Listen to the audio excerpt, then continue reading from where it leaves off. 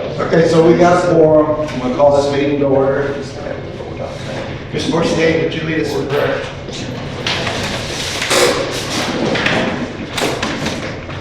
Precious Heavenly Father, thank you for this day. Thank you for the opportunity to come together. We ask, Lord, that you guide this meeting in the interest of the public good and service. May we all work in the honor and the glory of your name. In Christ's name, we ask these things. Amen. Amen. I pledge allegiance to the flag of the United States of America and to the republic for which it stands, one nation, under God, indivisible, with liberty and justice for all.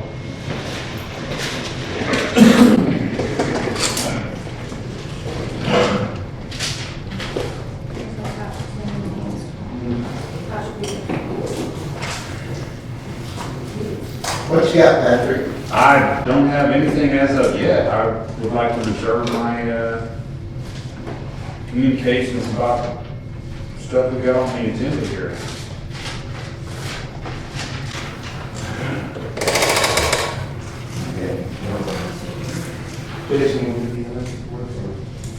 Pat, you want to present your report, and then I'll go over the stuff that I got. Okay. You good? Yes, sir. All right. Okay. See if I can fit it here. Okay. You all get the email report. Anybody not have one?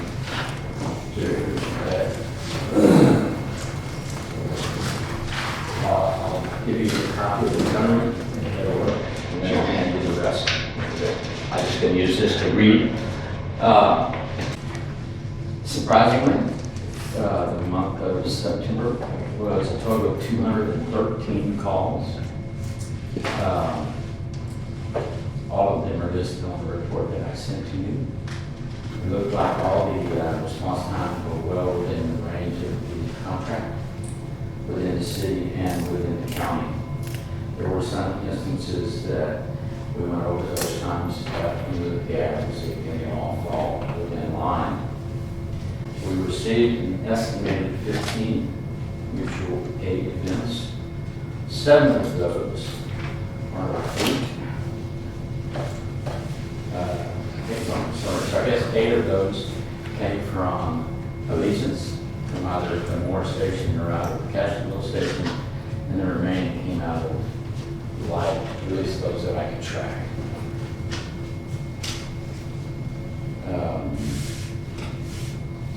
Again, I gave you guys a breakdown.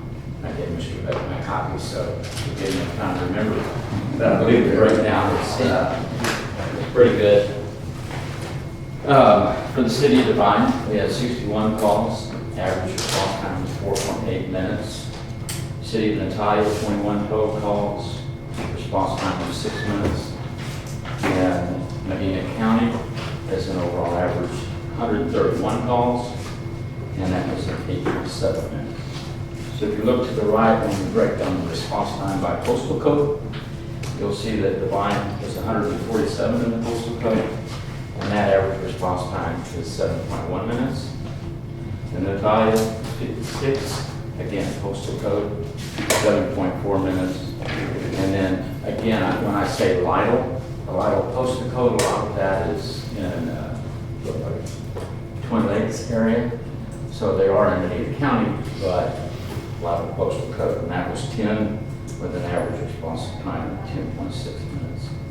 Also added something different this month, and I gave you a breakdown of the both trucks. So 64M71 is the Devine truck typically, with 105 calls, 64M72 with 100 in that breakdown. The rest were those other calls that I mentioned to you. Outside of that, it's pretty good for the month. I had a question, Pat. Outside of the numbers that you have there, is there another source of numbers that people use? Not that You get your numbers from the CAT, whatever the CAT is. Right. Our company, every time the truck rolls, we know the truck's rolling. So we track those according to our GPS. Okay. So whenever, So you get calls, you take off. sir? You get a call and take off, right? Yes. Okay. Yes. Now, to clarify that, Medina County receives the 911 call in of itself, and then they'll dispatch us out. Okay, so there's a little lag there.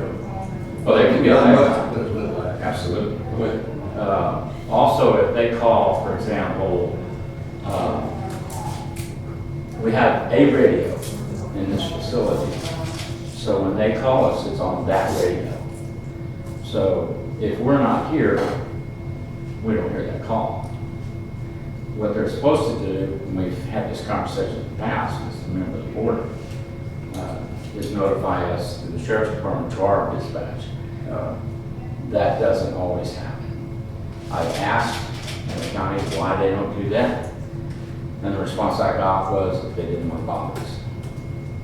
So if I don't get it, we don't know about it. Okay. So, that being said, is there a possibility that there are calls being placed that we're not receiving? Oh, absolutely, and that's why you're going to see Lytle or Moore or Castroville or even Hondo respond to calls when we're not here, because the dispatcher has to make contact with either ourselves or somebody that we have an agreement with mutually. So it doesn't go unanswered, it's just a question of, if they tone out and we don't respond, they're supposed to tone out somebody else or switch that call over to our dispatcher. It's their choice which one to do. They may tone us out twice, they may tone us out 3 times, I really don't know. By the same token, if everybody in Hondo's busy and y'all aren't, they're gonna call you. Right? Personally? No. No. No, they're gonna call a unit in this area if everybody's tied up, right? That's correct. Okay. That's what they would do with this. Yes. So how do we get that data? How do we get the data that shows how many calls we don't respond to because it's toned out? Working on it. Well, I went to the county last month and asked them for a report for September for the entire month, and they sent me back a report. And I reported to you 184 calls that month, and the county said they had 183. So that's pretty close. So that came off their task system compared to our task system. I'm gonna follow up to what y'all are asking Pat and what Pat is telling you, because the reports that I got from dispatch last month, Pat and I sat down for what, 2 or 3 days? Yeah. And went over it in detail, call by call.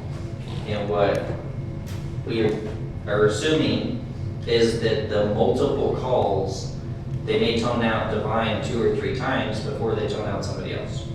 So that's why the numbers from the sheriff's office last month were higher than what Pat's report reflected. The other thing is, Allegiance's report only reflects the calls done by Allegiance. So for the month of October, I got a report, 8 of our mutual aid calls were done by other Allegiance ambulances, whether it be Frio or Bear or wherever.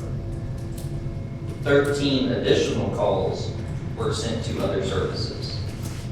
And I don't know which service it was, because in the county's report, it's just dispatched to a generic EMS unit that they identify as either 8005 or 8007. We don't know which agency that is. It's just a generic ambulance. So it could be Hondo Community, it could be ESD4, it could be Lytle, it could be some other county. So there's still an additional 13 mutual aids just for the month of October. They went to other outside agencies that even Allegiance didn't get to respond to. So that puts a total of 21 mutual aid requests for our service area just within the month of October. I have a report pulled from November of 2023, November 1st to November 1st of 2024, and our total request is 97. 97 mutual aid calls that have gone to another agency, not Allegiance.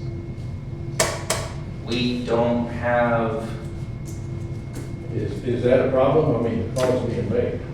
it is a problem for the other providers because it's not their obligation.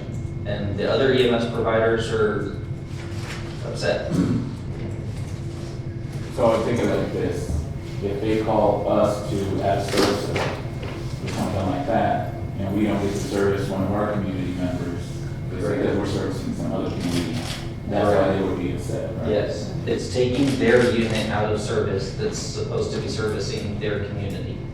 Now, the caveat to that is mass casualties or major accidents where you have 3 or 4 patients. No EMS provider is ever going to argue that point. They're just gonna go and they're gonna help because it's to do the right thing. The obligation is for your routine, everyday medical calls.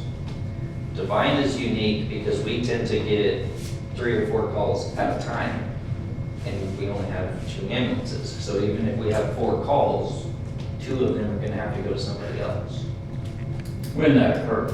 When it occurs, which isn't all the time, but. I would also, and again, when Jason and I were going through this, his initial request to the county, and the county responded with, Calls of service. how many calls was that? It was It was enormous. 200 and something. So when I got a hold of them and asked them specifics, then those numbers, for whatever reason, seem to drop in line. So it makes me wonder what we don't know. I'm not quite sure the numbers, no, Mr. Jason here, but I'm not quite sure the county's giving us the right data.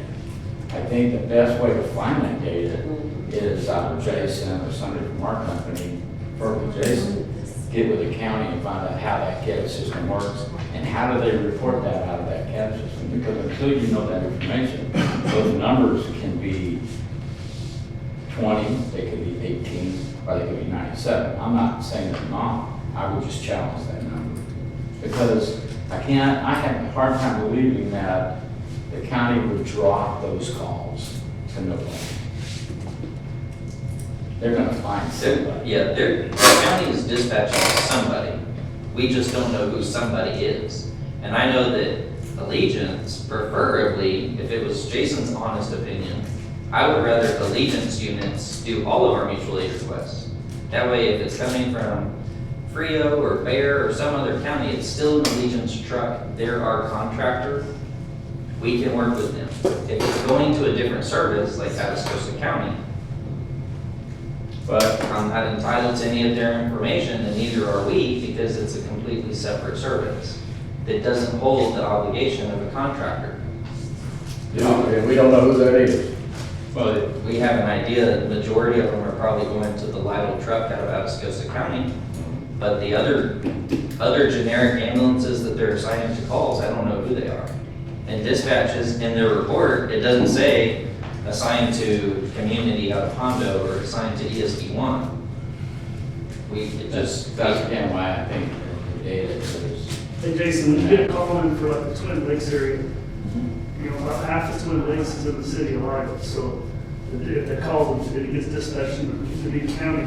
The dispatchers don't know where the line is. We get dispatched all the time for stuff for city of Lidle. If it's in the city limits though, it should populate on their CAD map. It does not all the time. So then we need to talk to the CAD administrator to write a note. Correct. So that anytime something pops up within city limits, it should list the AHJ. Yes. And then that way, they know which AHJ to notify. Because I need to push this Atascosa County.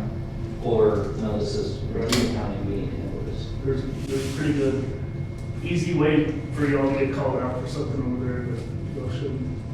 And I know that the crews have said that they were telling me about it today. Yeah. That, you know, one medic said, I can tell you in the last however many shifts, I've had to run so many calls in the city of Lidle. We got called out twice last week for after hours. I had to send an employee in, and both my calls over there were actually citywide. So it's just the dispatcher not knowing where to send it. So that's something I was going to talk about later on in the agenda is the CAD service for our ambulances. But Do the crews not know their district? The dispatcher, that that's not their agency? Not their you know, responsibility? 911, if you're dispatch 911, you still have to respond. But you notify the other agency that you're making a call in their district so that they can make their own run. You can follow up with it, but if there's no truck there. Well, then you're making a mutual aid, your mutual aid agreement is reciprocatory both ways. So you're Correct. making a mutual aid for them, so the board's looking at what you're doing. It's not, they're always coming over here, you're going over there too. It's a mutual aid agreement. Correct, that's hence the word mutual. The difference is if the crew is toned out to go to Bible, they don't know if it's a mutual aid, they're assuming that truck's already gone because they've been toned out to go there, there's no one else there. The crew doesn't know in the moment, is this a mutual aid request or not? They know they were toned out, they need to respond. They could ask. I did that many times We, when I was on the box. Go ahead. The bottom line is the calls are being made. They are being All made. right, but you can sift that other stuff out later. But But I think one of the ways you can identify them is go sit down with Randy or the dispatchers over there I agree. and have a conversation about your concerns. The, Otherwise, it's gonna be something that's, we're gonna talk about every month. the other caveat to that is the complaints are, what took them 30 minutes to get here, 35 minutes to get here? Well, it's the mutual aid request because they're coming from Pearsall. Like the accident before our meeting tonight, they requested another unit, which they needed, and they had to come from Pearsall. It's every bit of 30 minutes, you can't help it. It's gonna show up, it's gonna be late though. And then you get people from the community that are upset, and they don't understand that the truck is coming from 30 minutes away. Because ours are tied up helping somebody Because else. ours are busy. Okay, That's our, that's understandable. yeah. So the reason why I asked my question about the additional calls and how many there are and possibly are, is because I'm trying to figure out how does the third or half unit work within our contract? Because we're supposed to get 2.5 units. No, sir. 2 units. No, I thought it was 2.5. It was all discussed in that meeting a while back, and I think it's 2 units per for the 212. They pay $212,000 for 2 trucks. Can we pull that contract? So, okay. Well, then I'll bring that up at the next meeting. My other question on our contract stipulations with regards to the report is, when you do these averages, you've always historically used 0-minute calls, which means they didn't go anywhere, they got out the door, came back. But contractually, are you using those calls as a way to get to your average? No. Then why are they included? Because they weren't going to call. Because they do impact the average. They do, but there's a very small amount. No, not always. There's months that there's quite a bit of those. If you want to change that, certainly, we don't have to change that for you. Any calls that are no calls or returns should be taken out of there. It should only be real calls that we actually go service somebody. So if we can. So if we get toned out, you don't want to know about it. Well, explain what that means. Right now, I'm giving you the total number of times that we get toned out, that we either respond on the radio, say we're en route, we're going to go. So if we head down the road and they cancel us, whether we're at the end of the driveway or halfway through Devine, that's going to be a 0-minute call because we did not make scene.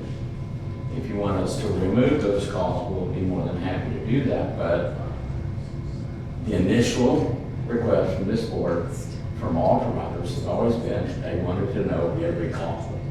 Well, I want to know contractually that you guys are meeting the obligation, so if the contract says they should not be included, then they shouldn't be included. You can give us the 2 reports, you can give us one with all calls, and then you can give us one with what your average times are to see if you're still making what the contract says. That's what you want. Yeah, No, yeah, appreciate it. you're welcome.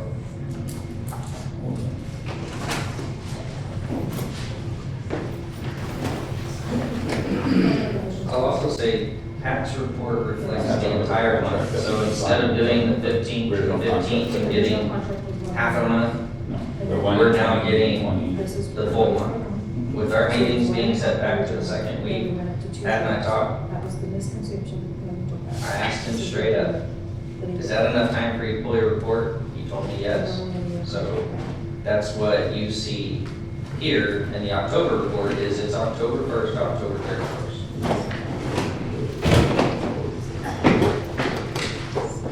Is there any issue with that? No.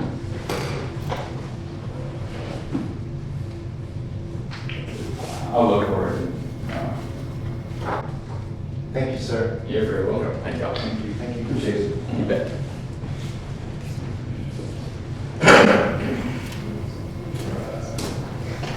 Okay, so we need to go over the minutes, financial report.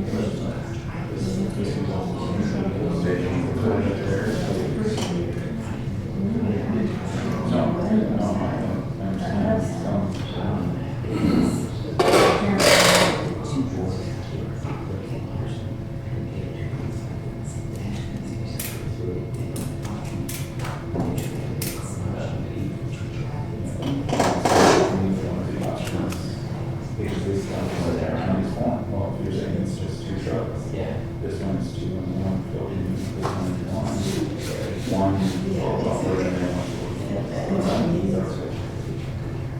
What we were doing the last two trucks.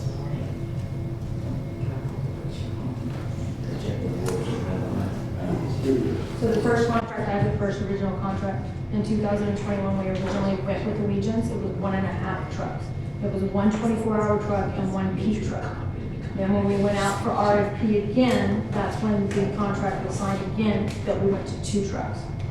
2 with 1 floater. No, just 2 trucks. I'm telling you, there's not an And I'm option. looking at the contract. It's further back in the- There's no option for just 2 trucks on this proposal. That's the, but if you look at that proposal, it's the 2021 proposal. So in 2021, I'm looking at the contract that was signed by Dan and Bev, which is 1 truck with 1 peak truck, and they got to choose the peak times. We allowed them to choose the peak times. Then when we renewed after 3 years, we went back out for RFP, which was just Allegiance and AMR that came in. We went back with Allegiance and we required 2 trucks. And that's the addendum that's in here. Well, you handed me something, I'm just telling you what this thing was. You handed me. It's the same book, it's just further back.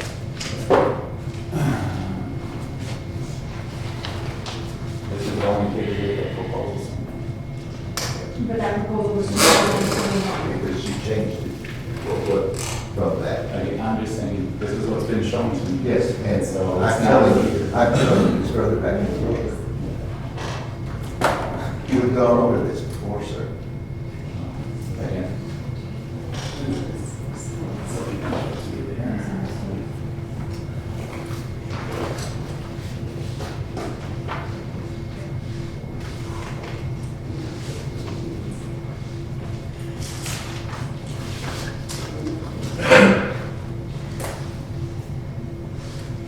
Anybody got questions about the minutes?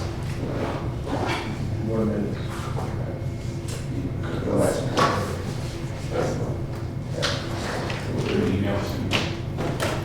I didn't get it.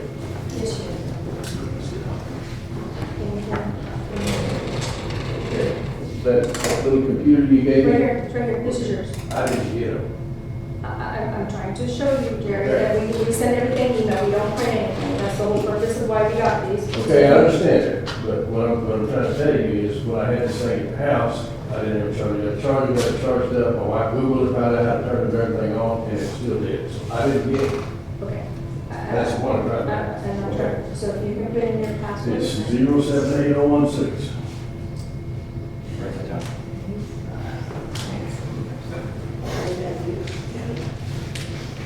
Is this the one you gave me? Yes. This is So yours. it's charged. Yes. I'm not really sure what the issue was, it's not charging. I don't either. Because I charged it with the same one you gave me. So here is all of the information that was on. Hey, my electric bills. Plug me in.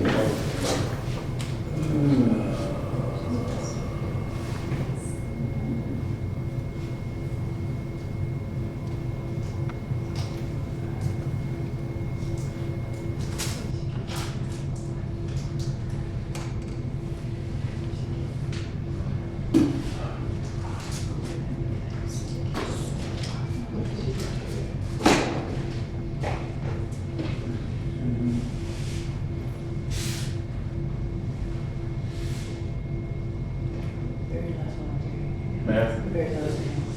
No, I just. That's all minutes. Yeah.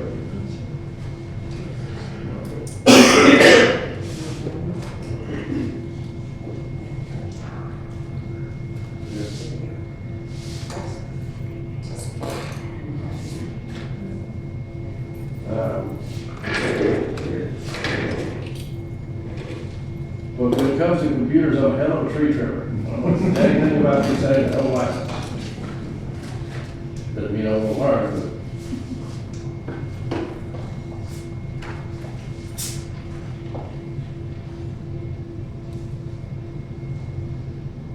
Just put it on Facebook, you'll find it that way. Chat done. I used it.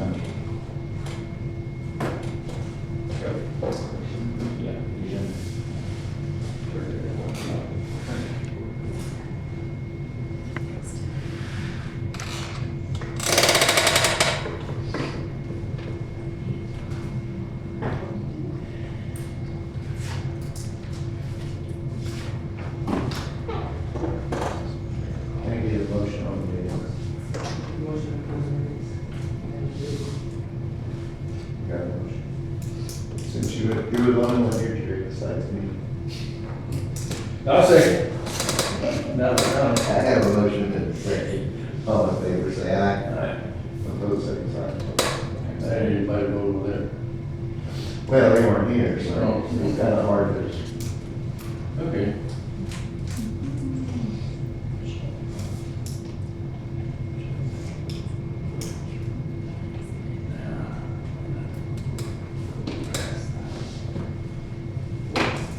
Right along.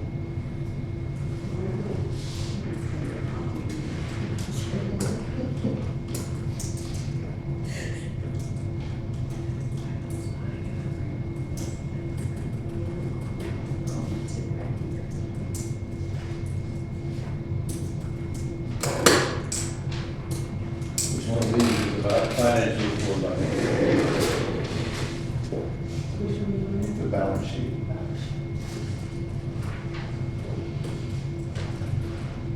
Okay.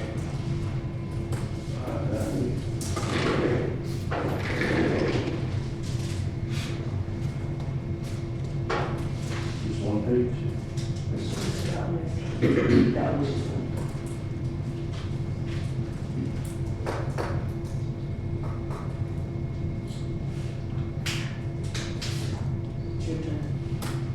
Huh? I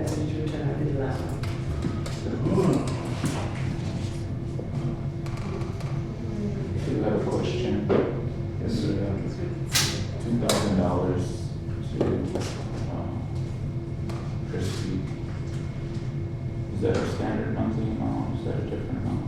When you approve the budget, I went to, from my original, that be 25,000, so if you divide that by 12, that is my monthly amount.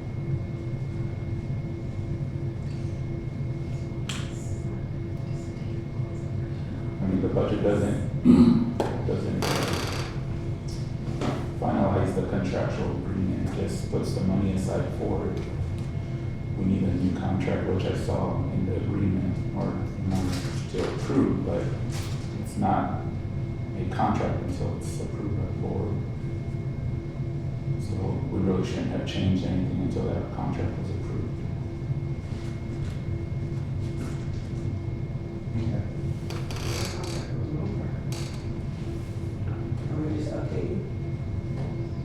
Well, when you approve the budget, you approve the amount. You approve a budget, it stands alone. It's not, doesn't mean that anything's gonna be that amount. It doesn't mean that if we approve a budget for supplies, that we're gonna buy that amount of supplies for that dollar amount. Just means we have the capacity to go to that amount. It's to do with the budget for contract.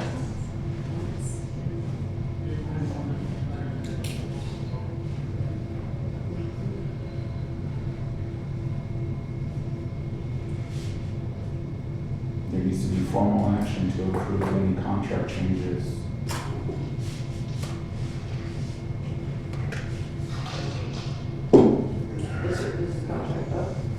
I don't know if I understand. I see on the video, that's from 2010, when Mark Kay was president. I did read through it. That's what I see.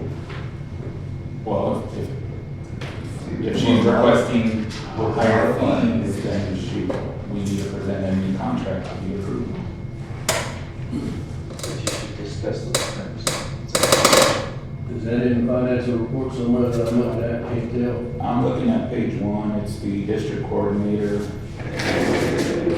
Well, I'm not on that page. Well, there's multiple, I'm looking at budget versus action.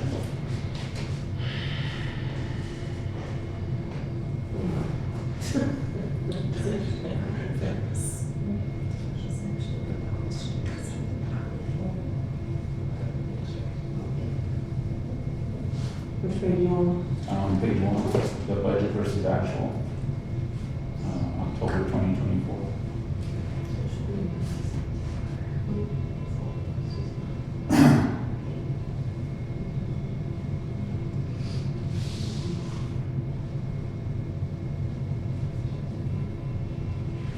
You know, on the same page.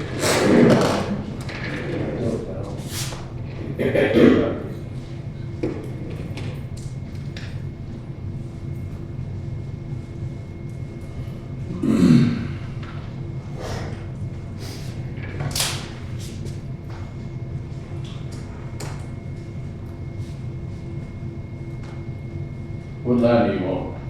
It is about halfway down the document. It says, it's right below expense.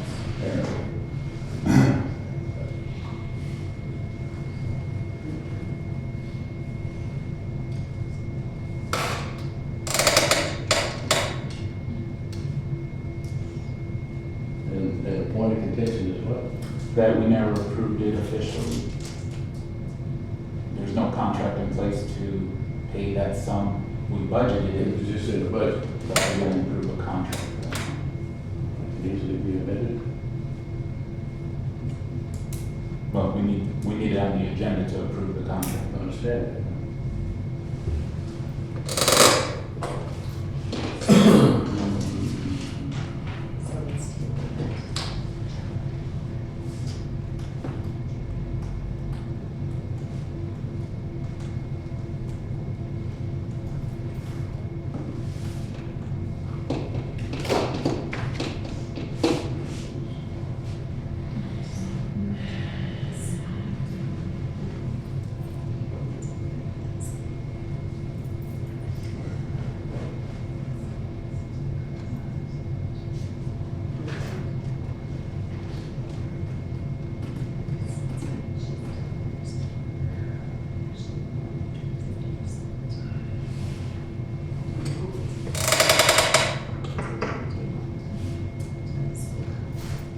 Outside that, I don't have any questions specifically about the October report.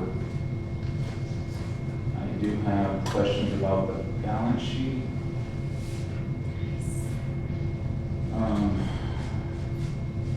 I just want to make sure that since we now have payroll, are we paying our payroll liabilities in the month of? And that's why we don't have any payroll liabilities on the balance sheet. Is it monthly or is it quarterly? It's every other month, so the two payrolls for like this month will be paid in December. But then we should show a liability for those taxes that we owe. We should be on our way somewhere.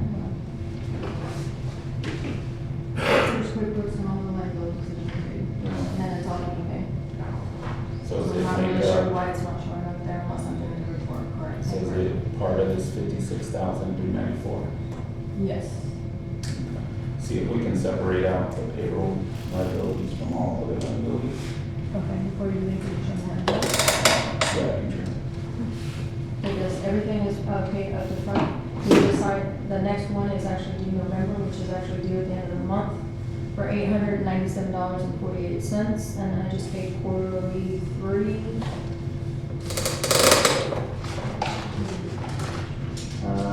Liabilities for the quarter three, which was $8.31, so we're completely caught up. That was the last one that I had to pay. And then, if you can include with your reports, the bank statements. I asked that last meeting I was here, and then start doing, bank recon, reconciliation. So you want me to make copies of the bank or can I just send it to you in file? No, you can email it with the reports too, that's part of the board.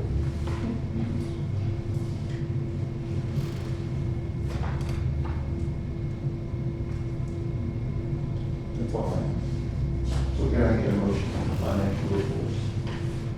I move to approve the financial reports. I have a motion. That motion is second. All in favor, say aye. It doesn't impact the report itself, but the leases, the Who's lease, second? Sorry. Thank you. Thank you. the leases we have, are we paying those annually? We shouldn't have. We paid our first payment to Zoll, which was last month, end of the month. That was for the $54, which was the first payment. Our next payment's not due until January, so we're pretty much quarterly, It was only $54, $54,000. or 54,000. But if we paid it in October, Yes. I don't see a 54,000. Because it actually went into September, because it was budgeted into September's, last year's fiscal year.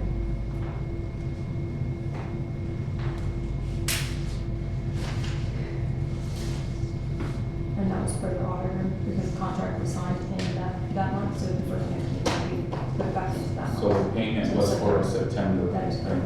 Yes.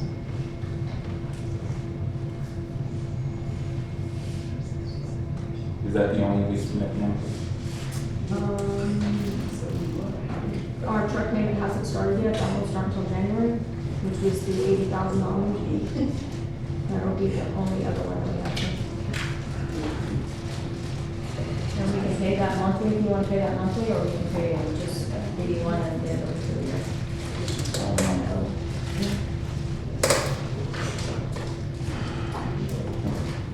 I don't know, did I interrupt the vote on the report?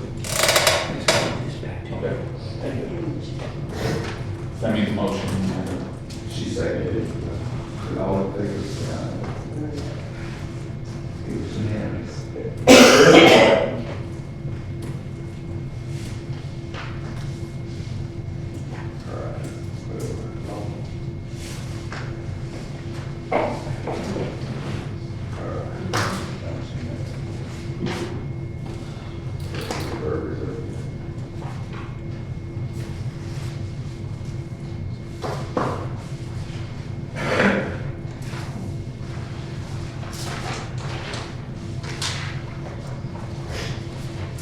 We're in item C. Right. I'll have the proposal. With this one? Yes, that's what you're saying. Oh, sure.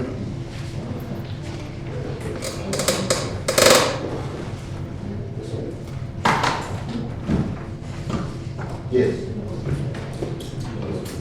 Yeah.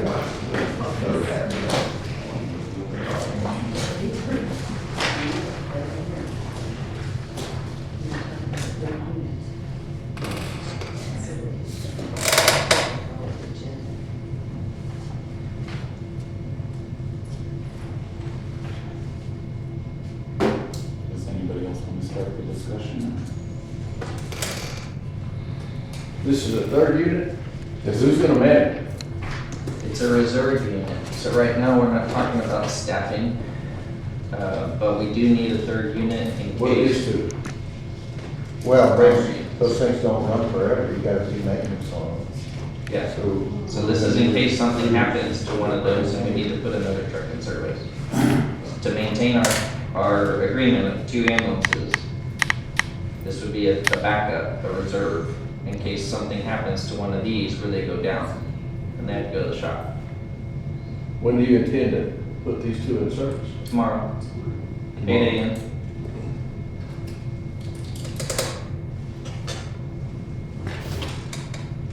So the contract with the Allegiance is gonna go away? No.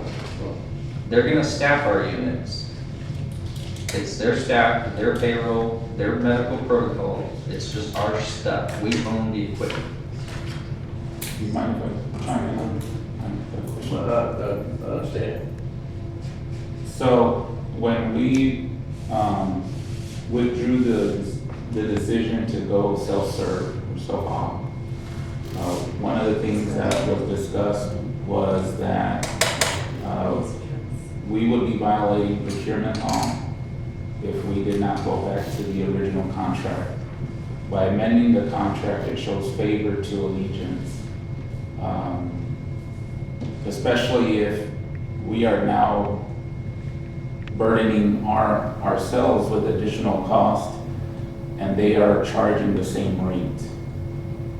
If that was the attempt to allow them to use our units, our equipment, which saves them money, unless they're paying us back some rate that I don't know about. There was no rate increase.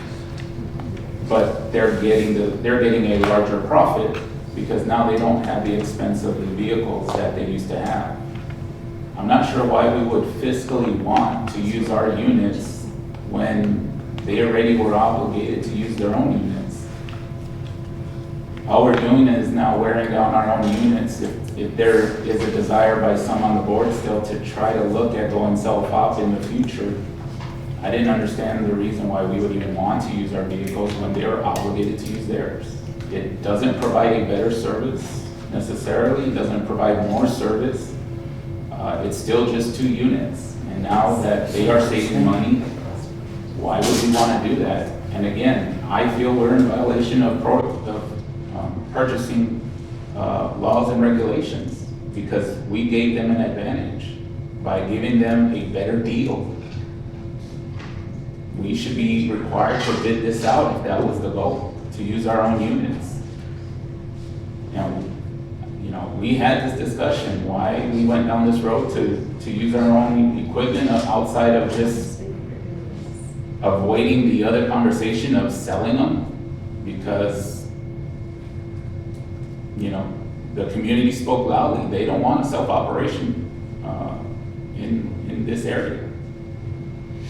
Why would we continue to pursue that by trying to force things? Again, it's mind-blowing. Amen. Well, I think that they're probably not 100% against going to self-service or whatever you want to call it. It's just the way that this board did it. And it kind of struck them the wrong way. But the units are already purchased, and you already have a contract with Allegiance. Is it Allegiance, Alliance, or whatever? Allegiance, I'm sorry.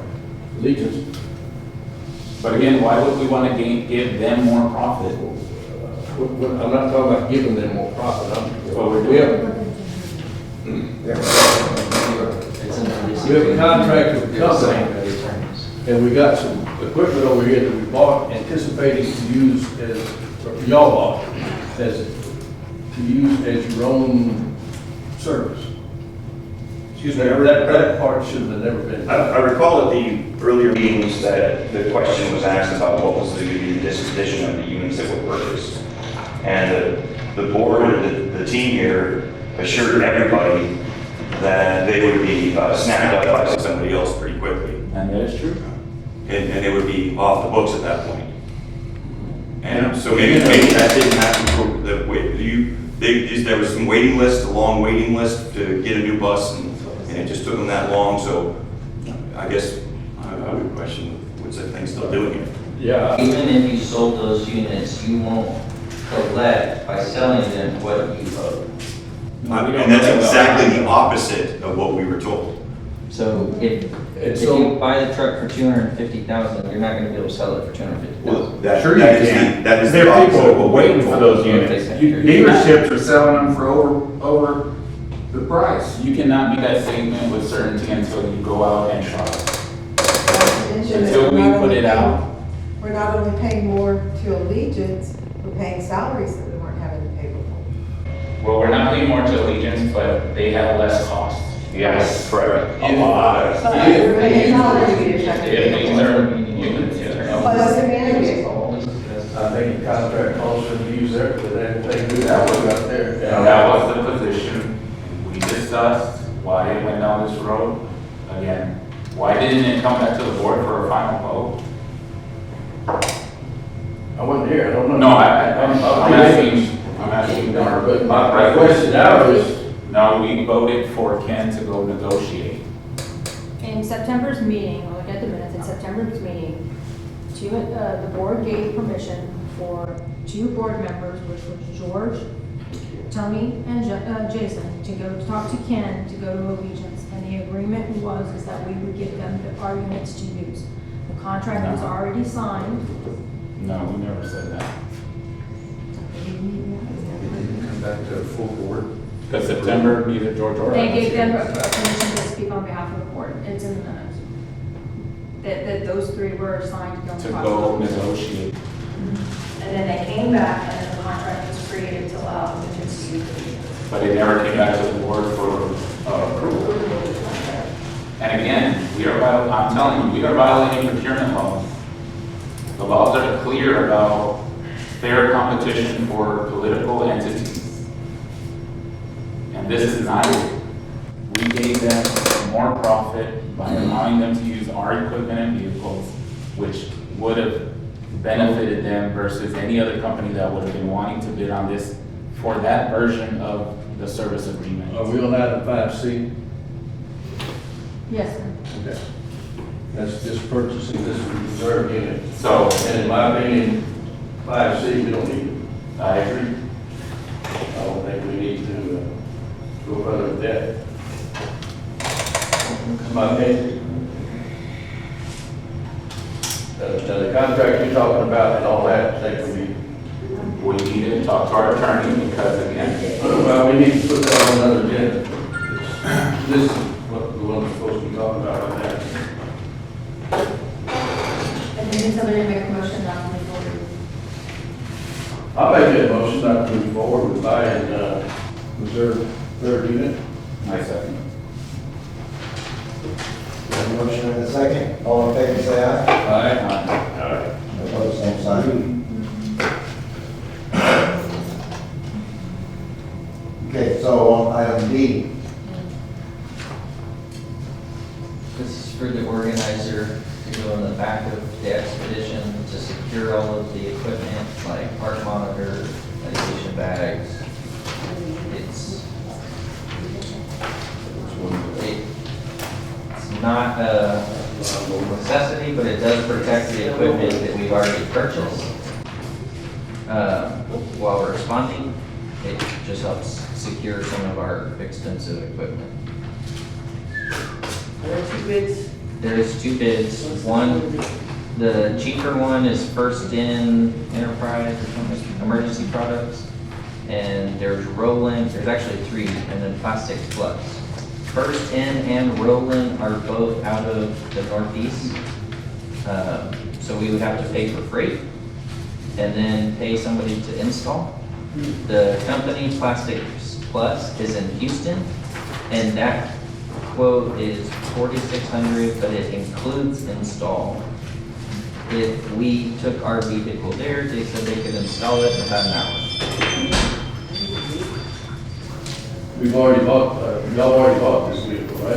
Yes, it's next door. It's the one that you approved last month for Colby to do the light roll. It's the next door.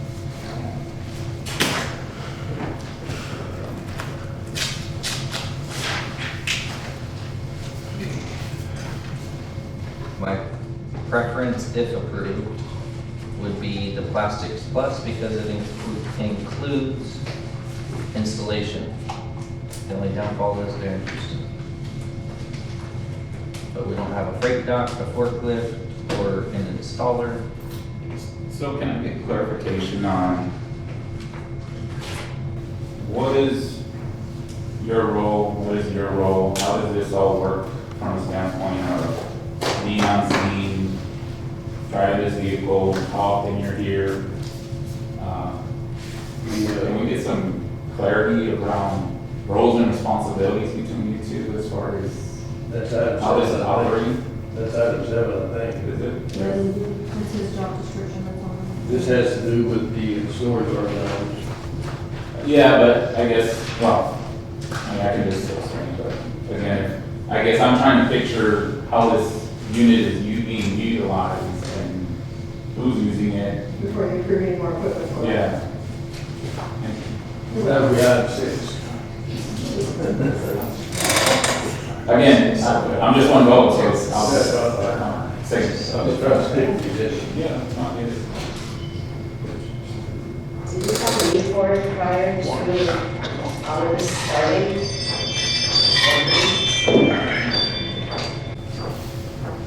the thing is, Jason responds to calls when they're waiting 15, 20 minutes for another unit to show up. He responds to calls? Yes, the first response.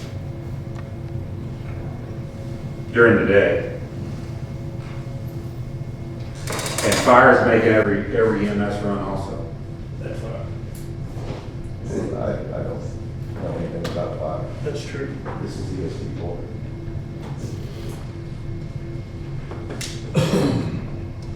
What did we do in prior years before Legion's was just? Same thing, Pat would respond to that if he's here during the day. So the contract doesn't allow for him to respond anymore? And now Jason has to respond? That's a question you'll have to ask Pat. Oh. I don't know what Pat does during the day, sorry. Pat also has other districts to manage, not just ESD4. Let me clarify something so everybody understands my role. Yeah, let's hear roll. The original contract that went out, and historically the contract has been to have 1 or 1.5 or 2 ambulances, whatever, because it has varied over the past throughout the years. When Allegiance won the contract initially, my understanding is over the course of time, they realized that because they had a contract also with ESD4, and they also had a contract with Frio County, they needed a district chief. That's me. Somebody that oversees the operations from ESD4 all the way down to Dilly. So my authoritative area is all the way from Maico, San Antonio, and all the way down to Dilly, to include all of the areas of Frio County. So that's my role, to oversee those operations. But the operation in of itself is ran by the MTs that are on the truck. And as far as being qualified, you are a qualified EMT, but your function is not an EMT. I'm sorry? Your function is not being an EMT. No, I'm still certified paramedic, but I'm not required to be on a truck. Right. No. I can choose to do so, and I do on That's occasion. been my house. Then if we're short-staffed, somebody calls in sick, I'll jump on a truck in their place. But my role is to oversee the operations from San Antonio to Dilley, Texas. You operate under their protocol, or you all have your own medical director? We have an FRO, first responder organization, that's under their protocols. So this, Again, the question is, what did you do when it was only Allegiance in charge of doing all the responding, and we didn't have Well, if this Patty's in vehicle? Maico, nobody can respond. Jason's not gonna go to Maico, he's not gonna go to Dillon. Jason's gonna be right here. I guess I'm not making my clear. One of the items under the contract was that when we came in, we pushed for a first responder organization. And we attempted that. I think at one point we had first responder agreement with Fire and Devine, Fire and Natalia, but Natalia's no longer doing that. I can't remember when that termed, and I don't know, there's, I think, Devine Fire has an agreement, but they also are now running under their own protocol, if I understand. Yeah, they have their own medical director. Yeah. But they're still a first responder organization. Yes, sir.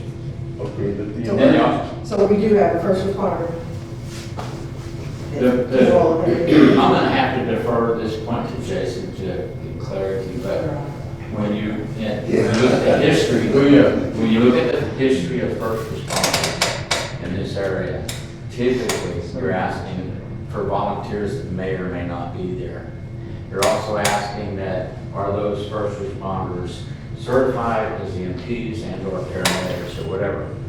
So the concept has always been any help is better than no help whatsoever. But as those departments, people like Jason, who are highly skilled, in my honest opinion, when those are the folks that are first responding, you're going to get better care. Hence Jason's position in the command vehicle. Pat, And no offense to anybody that's a first responder, but I will tell you, if I'm laying on the kitchen floor and have a heart attack, I would prefer Jason show up or another paramedic that's first responding, wherever they're coming from. It is an asset to have. Pat, you know I love you, man, right? Yes, sir. Okay, but we're on the side of about the emergency storage. I'm sorry. He did answer your question. He did answer your question. He did. I apologize. I love you, Pat. We even like you, Jerry. Okay, speaking for myself. 5D. Make a motion to approve. Again, the storage unit. So I have a motion. Which one? Which one is Plastics Plus. Plastic plus? It's Plastic plus. So if we remove that, how are you going to get it installed? Yeah. So the Plastics Plus is the one that's in Houston. And they said that I could drive the vehicle there and they will install it. If it's one of the other two quotes that are a little cheaper, they have to pay freight, which they're gonna charge us for, and then we'd have to pay So somebody what's to the time install. frame of getting it installed? I have to call back and get that once. I mean, is it gonna be a day, is it gonna be 2 days, is it gonna be a week? No, he said the install time was like an hour or two. That's what I'm asking. Yeah. I'm sorry, I thought you were asking about like when it would be ready. Oh, no. No, he Oh, said it's gonna take to that, put it in there. yeah, because I told him Houston's 2-3 hour drive. I said, how long do you need the vehicle? He said, hour or two, and then be back on the road. When's the last time you drove with Houston? Exactly. Anyway. Okay, so, I have a motion, can I get a second? Did you? Which one? George. For George. Plus, they plus. Okay. I know that's what you said. Okay, so I have a motion, can I get a second?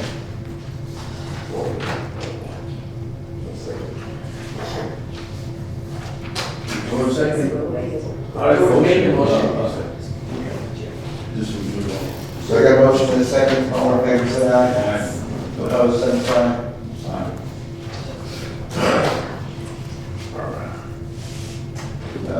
Five E, highway park purchase and all. Really? Why would you? So, Joe Contreras has not been here in the last 3 months. Jason has been weeding it. And so he says during the time that he's here that he would be willing to take care of the maintenance of the yard. But to do that, we would have to buy a lawnmower. But are we putting at risk? Can we just find somebody else to do the yard? If you know somebody, I'm all up for it. I do. Okay. I don't, I'm just asking. I don't know anybody on this side of town. I don't know. Make a call. All right. All I can just say that some of the crew members have even asked, hey, if you have a lawnmower, we'll mow it. So, and I said, I'd be willing to Taking mow pride it in their too. station, that's good. Right, like Yeah. the crews are really vested. We have a good group here. Thank you, Pat, for working with us. We have a really solid team here, and they are all very vested. They want to take pride in the department and become a part of it. So the fact that they even offer, hey, you have a lawnmower, we'll mow it. There's been a couple of them that have offered to bring their own lawnmower. So So we pay Joe $100 a month to mow it. So this But he hasn't been here 3 months, have we paid him? We haven't? Jason is the one that took care of the yard last. Is it Joe Cardenas? Yes, Okay.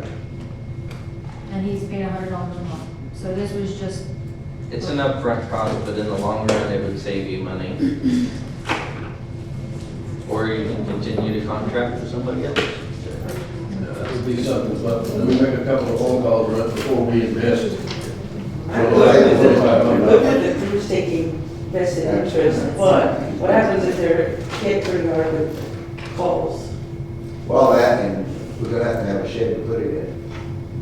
We can't put it in the back. No, I can put it in the middle bay, Put it in the middle there. because the trucks will only fit on the outside base. If we don't buy one, we're not putting it anywhere, right? That's true. That is true. Let me make a couple phone calls. so you want to postpone this for next month? Table Let's this, table that. Five F,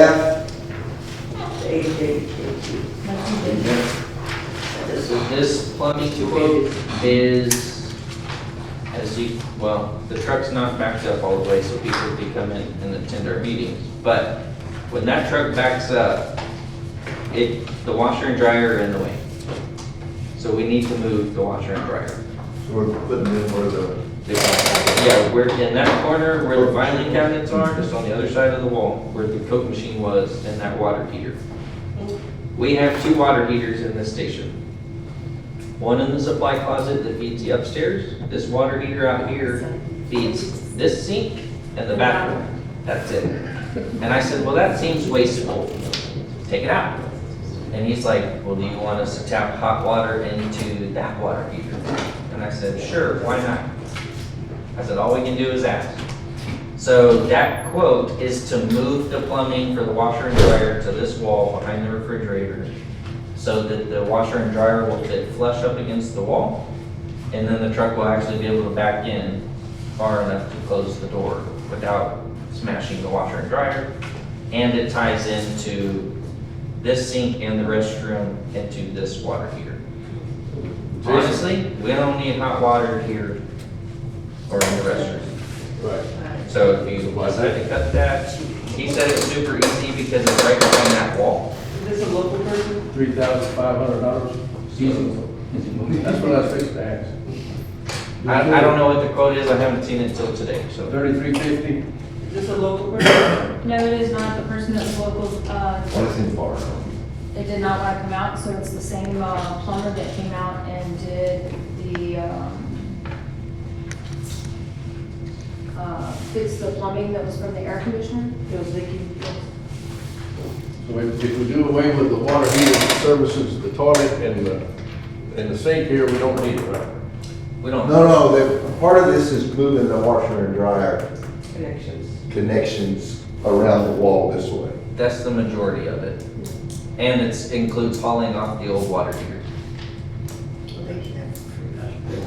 We couldn't get anybody local to look at it?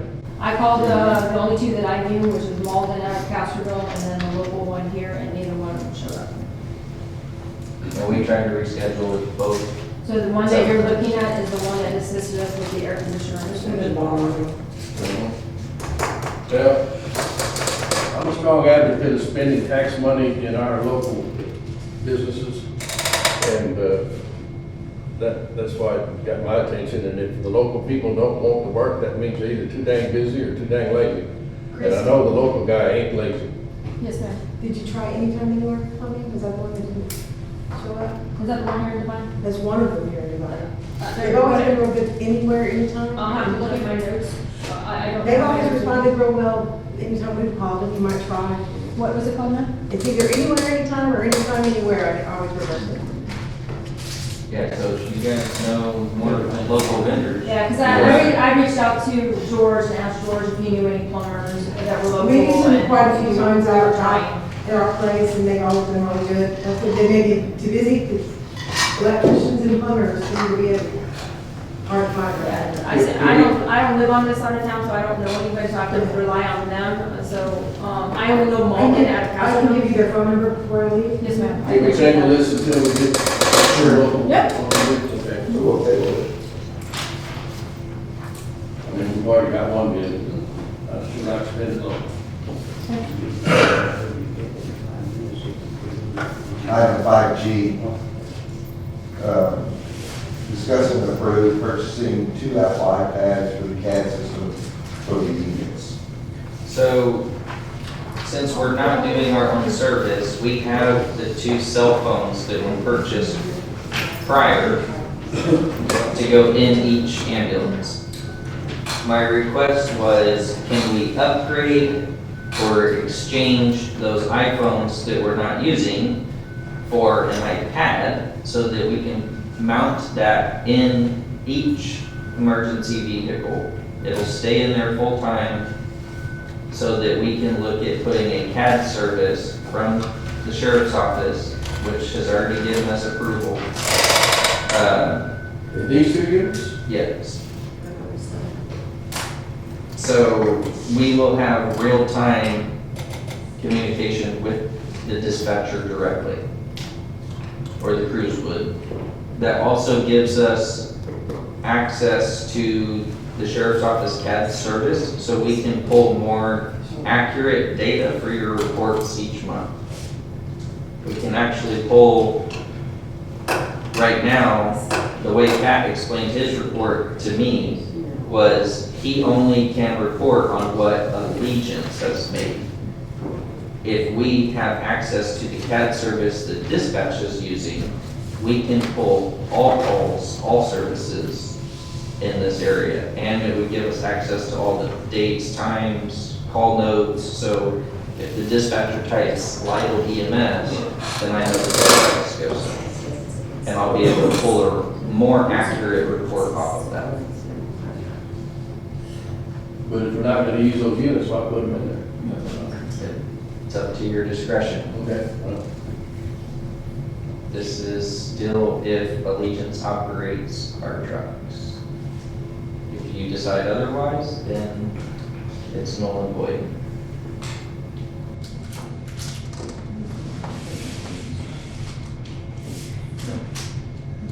It's their equipment. It's not their equipment.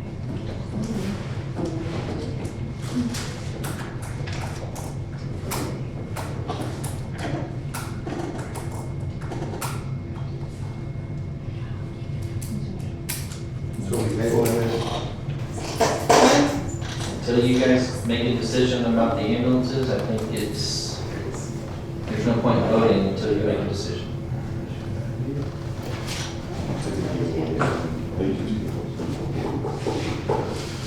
Could those be utilized in the Legion's vehicles? At an extreme cost to the district, yeah. Outside of the purchase of the iPads? What's it, there's an extreme cost in addition to? For the CAD service, yes. Oh, you just said that y'all could trade your iPhones in And for then the you're talking about the iPads. actual software. So we have to purchase the software actually from the county, which would be an additional cost, which Allegiance would have to pay for. How much is the cost for the software? It's a lot of money. Wouldn't that have been in this quote? No. Not yet. How can they vote to buy 2 Apple iPads and not know what the actual cost is gonna cost them to do it? I don't even think that's gonna come to fruition tonight. Okay.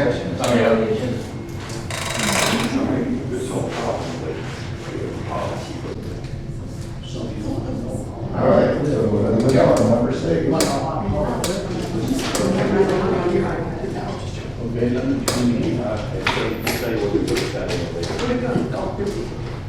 I was charging it for him. Yeah, I'll share it.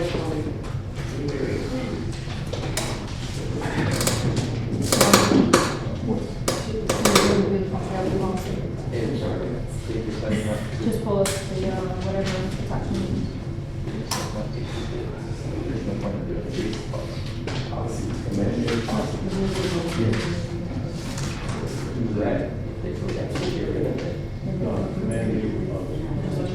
Oh, it is? Yes, sir. I don't want to remind you. But there's no point in this policy.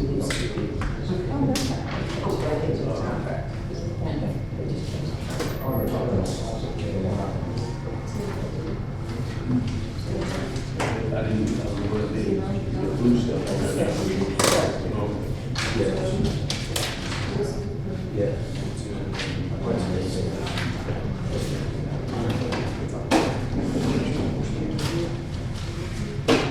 I noticed under the description of service, it says the district may require these employees to drive an assigned vehicle home. I'm not okay with that. So when putting the vehicle policy in, I went to 4 different districts that allow the vehicle to drive home. So I just took small bits and pieces that ours. So at any time, we can remove that part if you're not taking it home, but it also has where when he's responding from here as well. Like so if he comes here, no, if he comes here, then if he responds, that would be the vehicle policy, but there is one about taking the vehicle home. But I would not be in favor of that. I just don't think it makes sense. Well, it not only, it's an added expense and it makes the liability of the situation go way up. If you've got one here, fine. I had to drive to San Antonio to get in a police car. They wouldn't let him bring it home. They wouldn't let him bring a fire truck home either. Damn. Yeah, I just took from different, like, I think I took 2 from a city and then 2 from Bexar County districts. And I think I was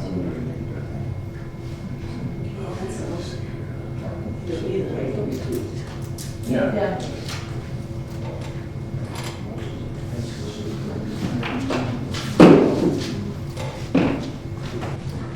Christie, if I was, how do I, maybe I shouldn't ask because I really screw stuff up. How would I print this out of my house? I got a printer, my wife knows how to use it. So you just would have to connect the printer to your tablet. And I can call you tomorrow and. What kind of pipe do I use? Not even a wire. I can call you tomorrow and walk you through it. Okay. I'd like to go through this and bring back a version. I guess everybody can bring back a version and look at them in the next. Or if you, I can share the document and then you can add your comments so everybody can see the comments. You're way. Do your. I will share the comments with Like I said, report with everybody And hell those of that a don't have the picture. comments. And then I'll call you tomorrow to help you print it out. Yes, sir.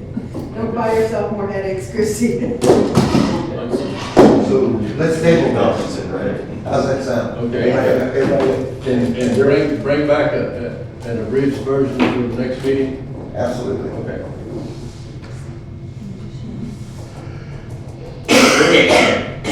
Sounds good to me.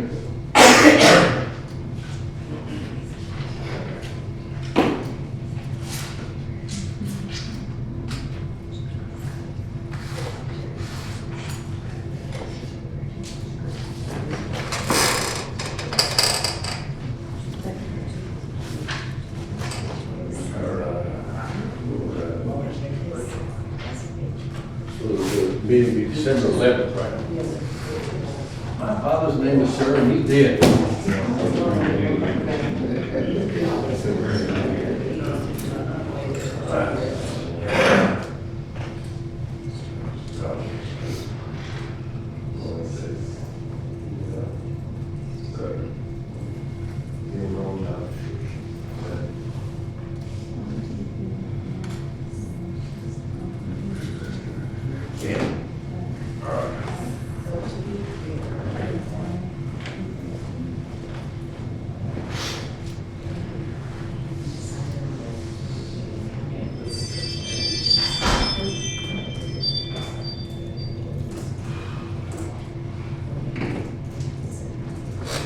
It's not fair because I keep writing this.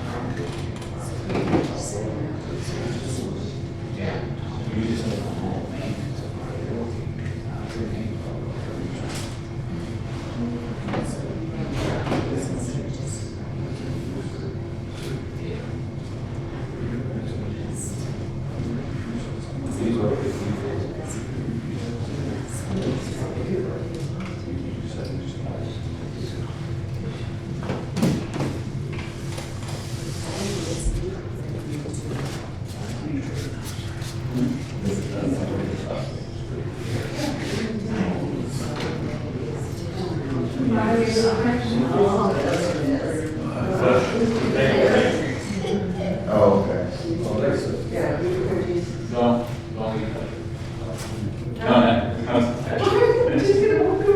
Have you seen this, or have you seen this, the job responsibilities?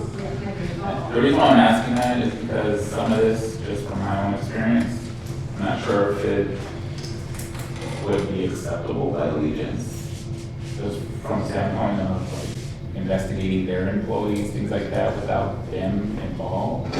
Because at the end of the day, they are their employees. So I just want to make sure, can you get, well, so what, do you know what your position would be from Allegiance with regards to, again, disciplinary issues with your employees that we investigate? I mean, we can always investigate, but to me, it's more of a You collaboration. can't take disciplinary action. That's, they're Yeah. our employees. Yeah, they're your employees. Yes. Yeah, we have an open relationship where, for example, Jason comes to us with a problem, we're going to resolve it to wherever extent satisfies the district.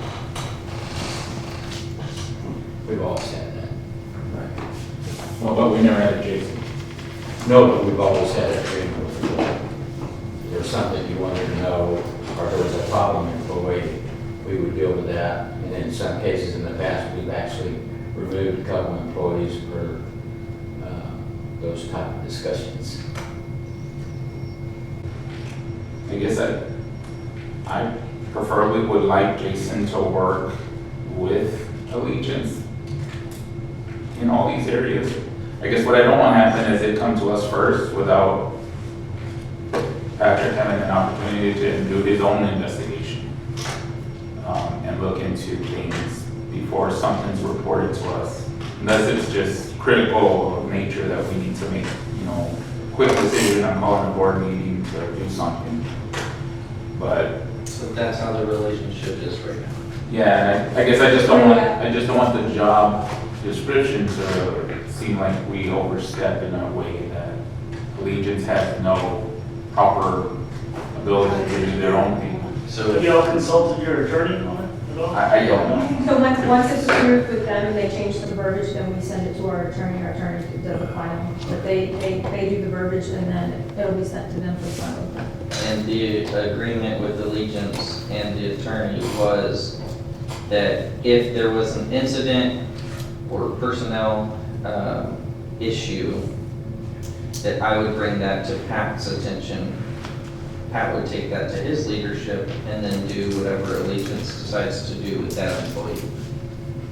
I think a lot of what, I don't know which one you're looking at, but a lot of it is just so that you have visibility of the issues that are going on, so that way you're not blindsided like in a meeting or something. We investigate nothing. We investigate nothing, that's up to you and your company.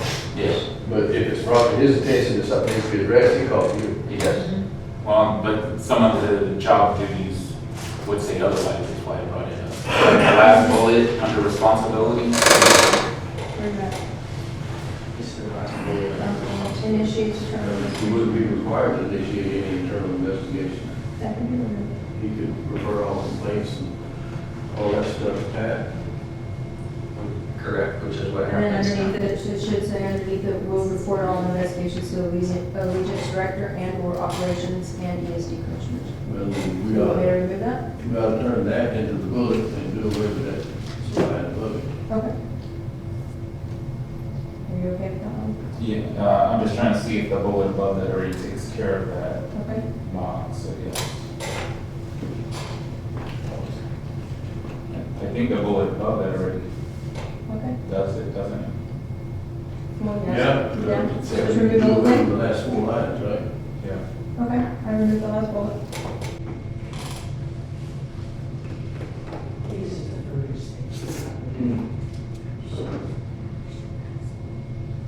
And I did Pat's job description for all of this. So it's kind of a combination.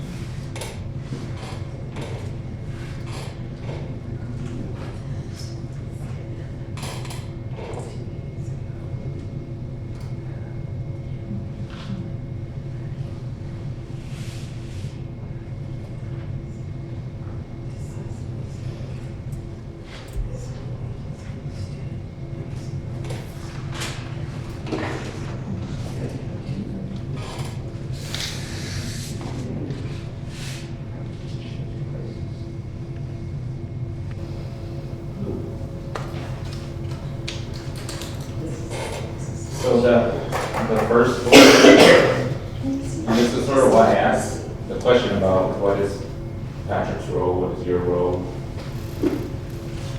At the end of the day, who is first in the eyes of the employee? So this bullet says under the direction, et cetera, District EMS Chief will provide supervision, direction, and oversees Allegiance daily EMS operation. I would delete supervision.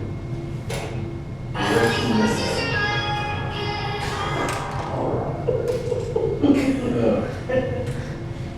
I can answer that question, but from my understanding is, Jason will supervise all staff that are here and has any issues with their, that's what I understand that going on. That was in the meeting that I had with Dan, Amanda, and George from San Antonio. That was, yes. That was their suggestion. Okay. That the crews with day-to-day operations report to me. If there were any disciplinary or HR issues, that I would address those to either Pat or George. And then it becomes their issue to handle. And that, Pat, please chime in, but I think that's been working very well. Because, again, Pat has other districts that he goes to and other employees. So to have somebody here that actually provides oversight over the crew, can answer some questions. Is that allowable under the contract? Yes, The way the contract is written? It's a personal services contract? it's up to Allegiance's discretion. So it was their suggestion. So they're okay with it. Right. They're okay with mine. So I'm basically just, any of the crews that are stationed here full-time or work here, I'm just their day-to-day first line go-to. And then if I can't handle it or solve it, then I take it to Pat, and Pat addresses it however he feels he needs to. But this will just be operational, right? Any kind of infighting between the employees amongst each other, that goes to Pat. So any HR or disciplinary actions has to go through Pat or George. Okay. Can I ask a question? It may not fit in this particular subject, and so please shut me down, that's okay? What if Allegiance is providing the employees? What is Jason's position to accomplish this? What is the need for Jason? Not you personally, what is the need for that position? Especially is that amount of, It's to provide daily operational oversight of any employees that are operating out of this station and servicing our district. So you don't do scheduling, you don't do anything with their time, you just, I don't do any other payroll. If I need to move somebody to a different shift, I do have that authority given to me by Allegiance, and I coordinate that with Pat. that just seems like a lot of money for the annual salary for that, as it's just being described.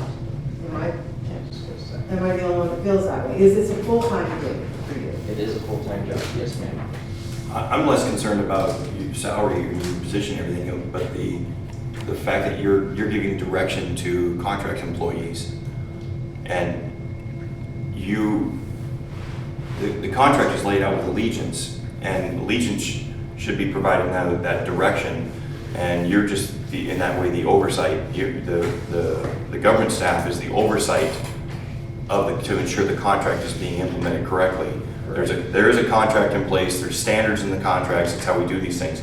And we're really crossing a line here between a personal services contract, which I've never read this one, but it's got red flags on it all flying through my head right now, and I'm here.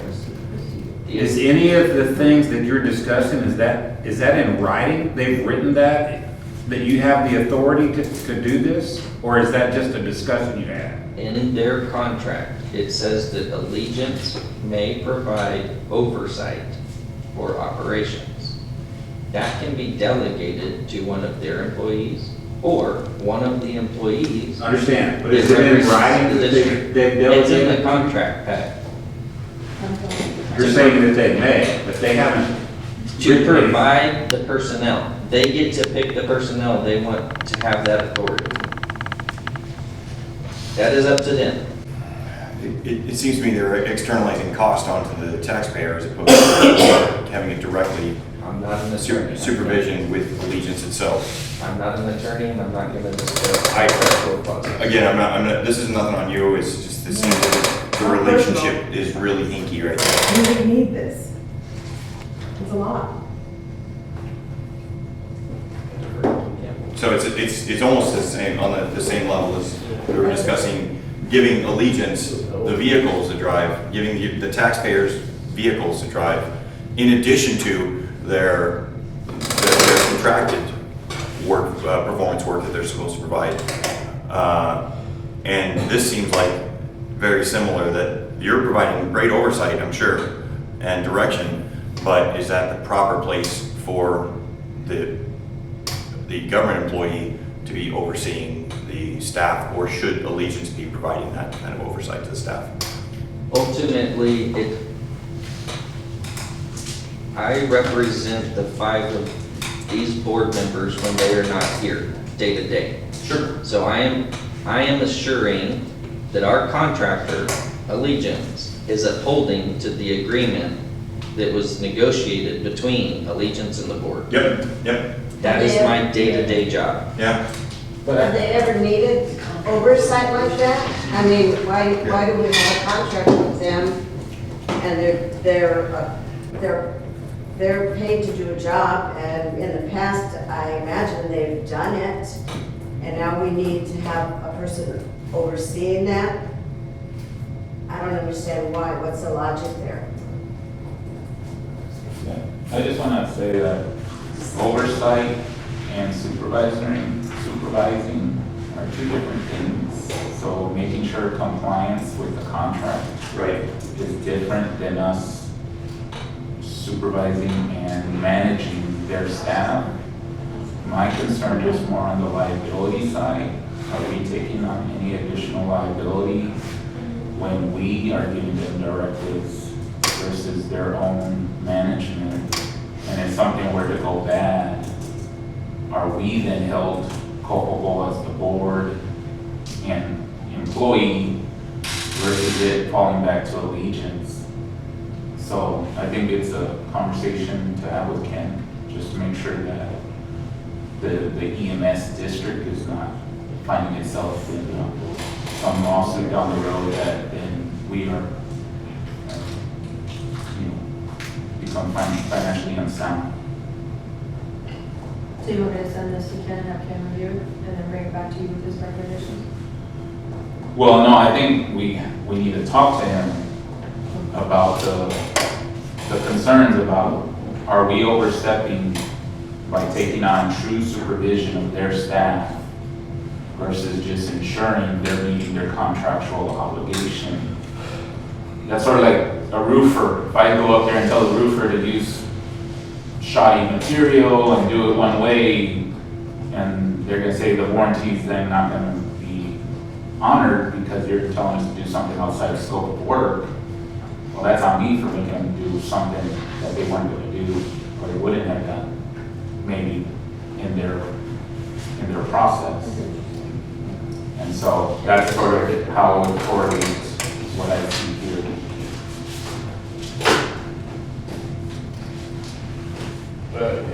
In my humble opinion, this position that we're talking about should be only like a source of information, maybe like local information, things of that nature. But as far as how to do their job, it's not his point to tell them how to do their job, because they wouldn't be hired by this man if they didn't know the job. No, I agree. Yeah, and so as far as supervising, we got no business supervising private companies' employees unless they're in past position. When I first got interested in Dan, my question was about the position itself.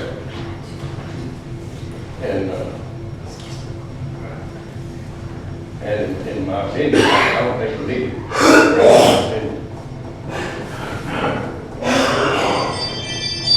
Not the capacity that it's like this.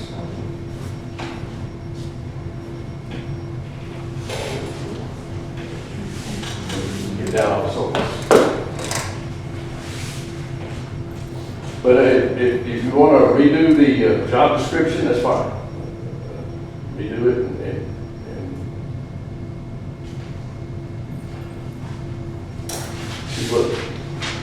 order to be changed, what direction you would like this position to take, rather than the supervisory position.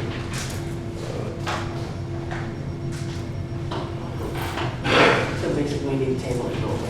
Yeah. Yeah, we table everything. And then if you want to give him, what's his name, Madlock or whatever the term is. Ken Campbell. Who, Ken? Ken Campbell. Yeah, and go over this with him.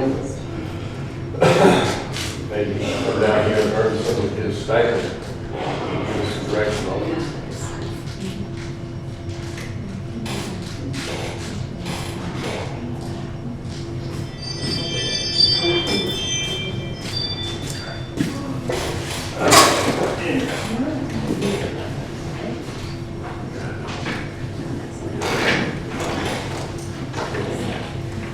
Well, now that we can, let's go on to item 8. Budget back first and back.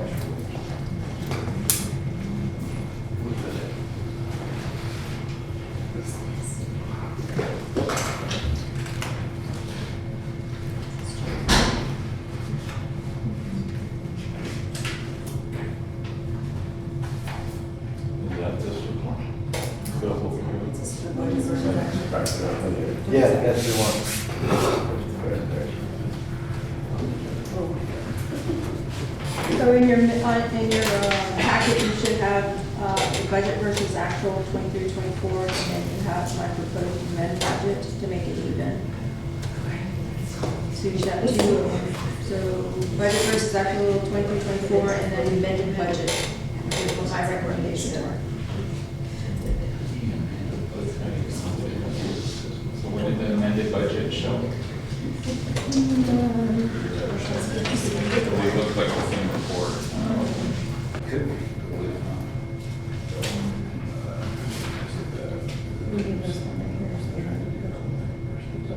This is equal. This is equal. This is, I don't know why this is up. We don't get to see that. It's been left alone because the auditors can't fix it. But I guess I don't understand what we're trying to do. So if you go with both, 200. I thought they were the same report. Yeah, so there's two.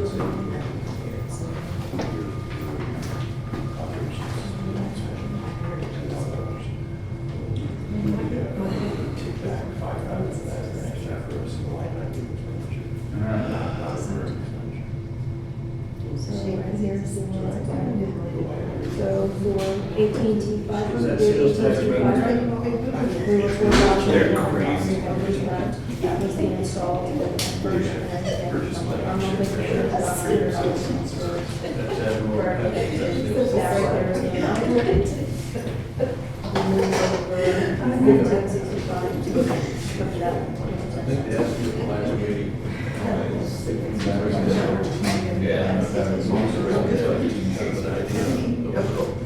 Brings in annually. Just an idea. Because I know we have to budget something as far as that. Of course. I mean, I and I get to figure out, I can go to the county budget, no problem, just in a different format, everything else, so. A lot less money too. Yeah. I'll have to pull it up on my actual.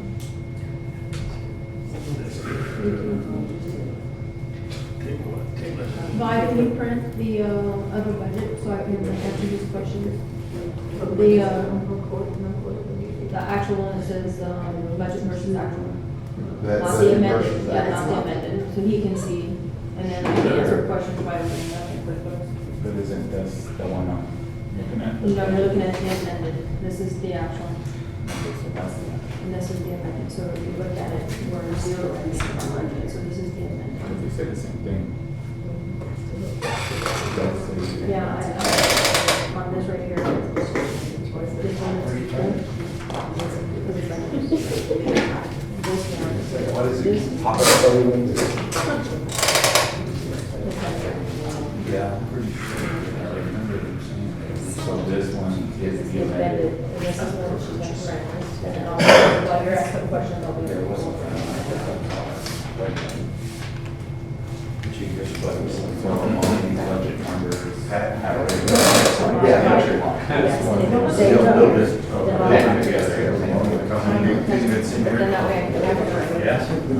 Gray's the new, what is it, cost blonde, there you go, black, there you go, black, yeah, there you go. So the price of this, and you got this 11,000. So that right there is actual, so right now, so the stations, the For two. some reason, mine's saying they're in two different line items for budgets. And Oh, okay, I see what you're saying. others have a picture. She's in two. That's what you're asking. Mine's 12 years ago. Yeah. He's saying. So right here, I need 6 VFI, so I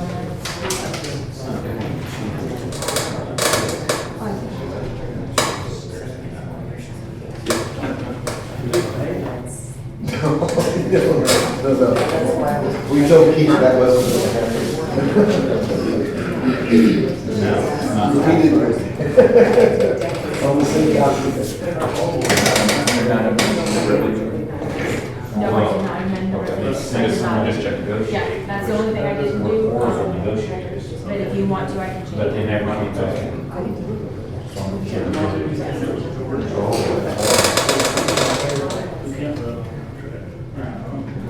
Christie, does this, when I get to the house, will I get to see the proposed budget figures? No, they can't. So,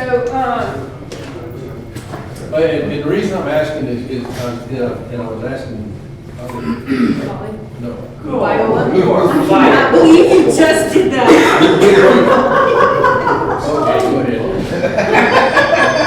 I was wanting to find out what you used as the, I don't know what you're doing. here it is, the other tax, that's the sales tax. So what- Yeah, I was just. So that's a refund. So at the end of every fiscal year, once they go back and they give us the uncollected taxes back. Yes. Yeah, I was wondering what kind of number we used. Do we have any? No, we didn't use, no, we don't have any way. It's whatever, when they figure out everything, if there's still an outstanding balance, then they send us a check. As long as we don't have to send them one. Huh? As long as we don't have to send them one. That's an unknown then. It's kind of like if you have somebody in the property tax paid, years down the line, then all of a sudden, no, but I mean, it's the same, it's the same person. Your total. They always say you get this extra. They've done this in the past. I'm assuming this is adding up everything I said. So it should be above this. It should be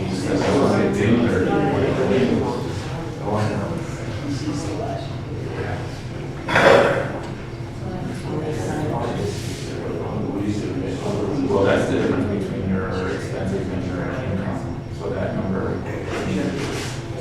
right now, we have a net income of approximately. Yes, that's what we're looking at today. This is,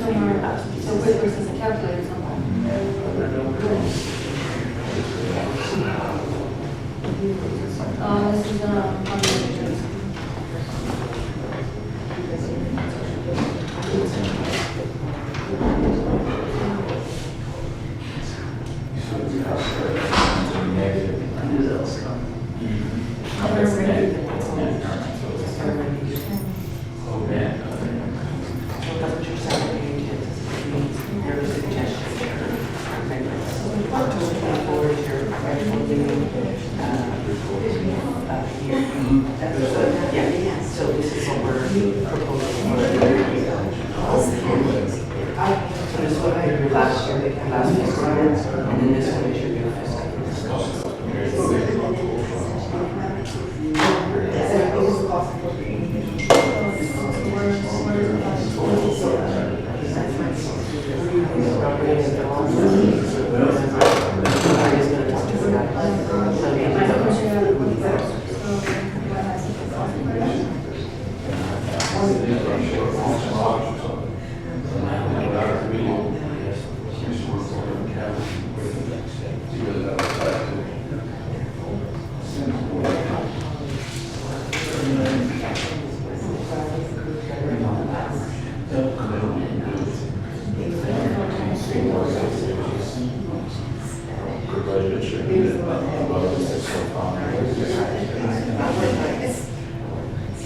Yeah,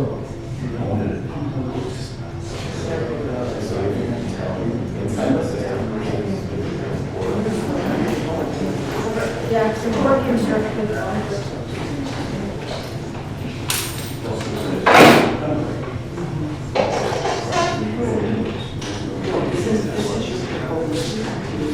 This is your October 24, your first page of the last week. So this is what we're preparing. For the years. Yes, so these numbers are different going back to your other fiscal. Put that as side by side.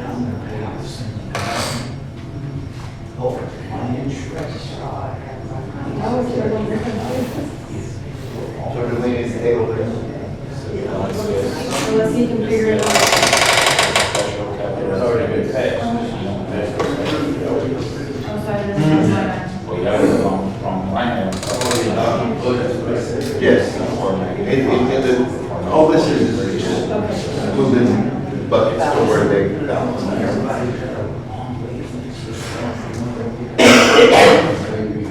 So, any fixed line item, VFIS and special reserves and special capital to make that. What is that, Texas Advantage Community Center? What? Yeah, so it's not income. But I will not recommend, I should, the attorney, the auditor told me to leave it there and fix it. Because when you brought it up the first time, I talked to him on how to fix it, he said leave it there, he'll fix it there and on. To make it correct. Because I think there is the Regions, there's an issue with the Regions, and he got that check back. Yeah, so those are the two items that I'd like to. As a taxing entity, do we pay taxes? Okay, so that, and I just saw that on a bill while ago, taxes. That's what I had a question about that. So if you see the Butte County tax appraisal, that is for them collecting our money. So they automatically take it out. I'm talking about all these bids. Oh. You know, somebody She had sends to it. put Oh, it no, back. no, I'll send them a tax exempt, I'll send Yeah, it. Does the 29 getting through on the?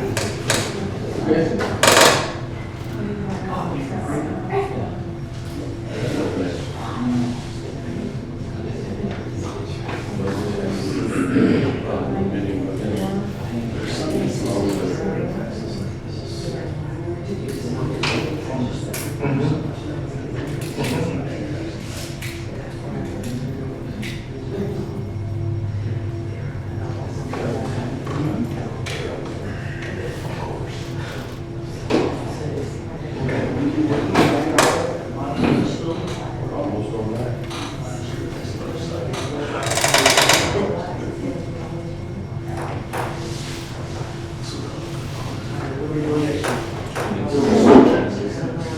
She needs to change it. So you're doing it next month, or you're doing it now? No, y'all want to wait?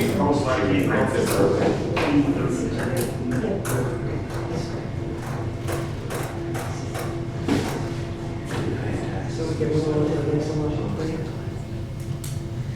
Yeah, I mean, yeah, you can. You have any more questions for her? Okay, review and discuss 25, 27 commissioners. George Morales, Jerry Gregg. Did I spell your name wrong? Georgie? So maybe your tag was me. Jerry Beck and Viola Potter. I ain't been here long enough to do reviews.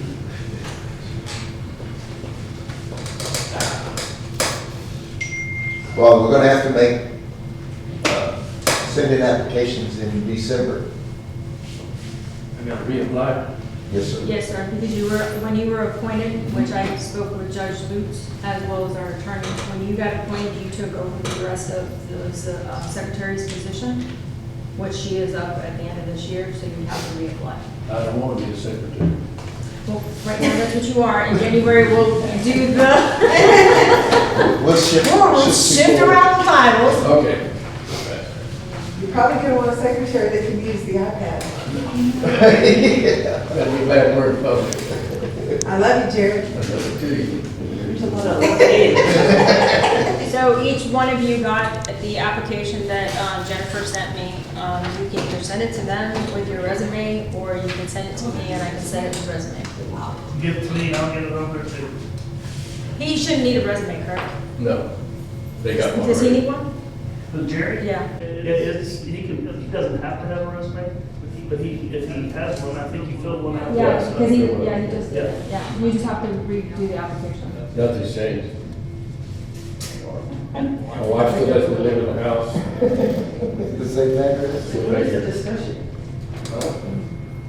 I think it was just a matter of everybody having their applications. So that Yeah, I get it everywhere.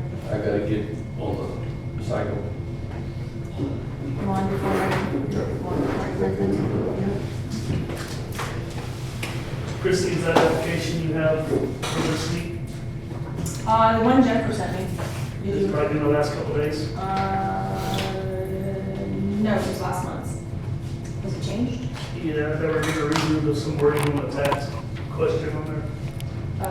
Okay. I can send Jennifer, yeah, this was the one she sent me last month. So I'll get in touch with them tomorrow and have and them. have her send it to me. And that way I can send it to them electronically and fill it out.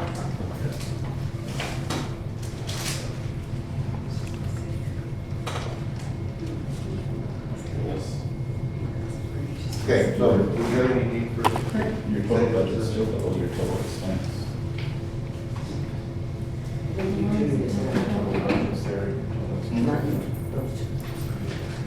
Payroll, as far as all the payroll run for the 10% budget. Yes. So you can wait till next month? Okay. Is you two gonna find a way to chat? Yes, we'll chat. Please. Any reason we need to go into executive session? I would. You do? Yeah. Okay, so we're gonna go into executive session, authorized through Texas Government Code, Chapter 551, under one or more of the following sections of the Texas Government Code, Sections 551.071, calling with attorney, or 551.074, personnel matters. And I'm assuming that since the attorney's not here, it's personnel? Okay.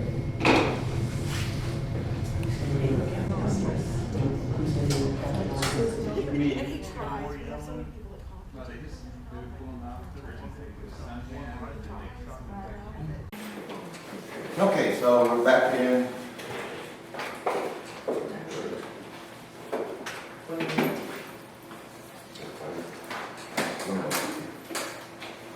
No changes to make it. Next regular meeting, so it'll be December the 11th. It'll be our Christmas meeting. So what happened for that meeting, we'll have our meeting here and then we'll go to our dinner. Okay. We will not be holding the meeting after. So, any comments? I got one.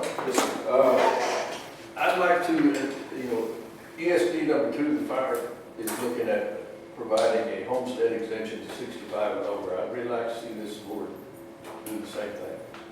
I talked to a couple of folks today who were in their 70s and 80s, and they damn sure appreciate getting a little bit of that. And I talked to the attorney about it. Yeah, we did talk to the attorney, but we haven't moved forward. Do you know who's doing it over at the fire department? Who's filling out the paperwork? But I don't, Okay. Ken said it. I'd really like to look into giving a homestead exemption. I know we can't do it probably until next year, but that's just something that folks do. And it would entice the property owners, the older folks, to maybe lean towards what y'all are thinking about it for. Okay, I'll get with the chief over there. And if it comes up again and this board wants to look at going into their own ambulance service, involve the community. But anyway, the homestead exemption is something I'd like to look into, and if we want to put it on the agenda for next month, or the month after, whatever, but it's something I'd like to consider. Sure. Sounds good. You got 65, you ain't getting it. I hope I make it. We do too. Just for me, reading the minutes from the last meeting, I did see that, I want to say it was already done, but it was around the leases that we had renegotiated the leases. I don't know if that was finalized or not, but those are the kind of things that need to come to the board. They did? Yep, Last month? yep. And they agreed It was to on the agenda.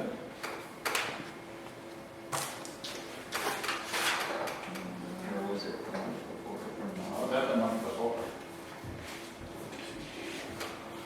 What was the last one?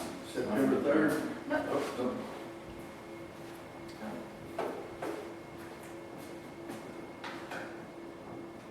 No, I think the only difference was that the lease agreements were all, it was 3 instead of all 1. Is that correct?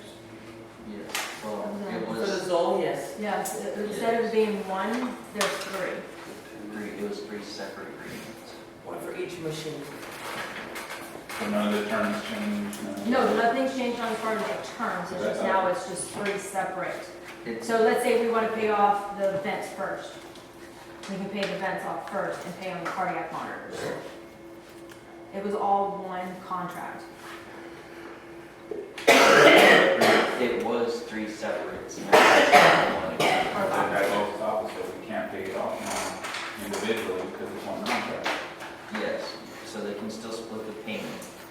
But, Because, be the different I there. understand what you're saying. I just We did it want to 3 make sure, again, when we approve authority to administration to purchase things, it was day-to-day operational, it was a threshold of, I don't know, $2,000-$3,000. Modifying contracts, all those things need to come to the board for discussion and approval. They can't be done just by administration. it wasn't. Well, again, it was in last meeting, and I don't recall ever voting on changing the terms of the leases, so. Not in any meeting. The last few meetings before that meeting were the ones that we were discussing, the same with the Legion, so.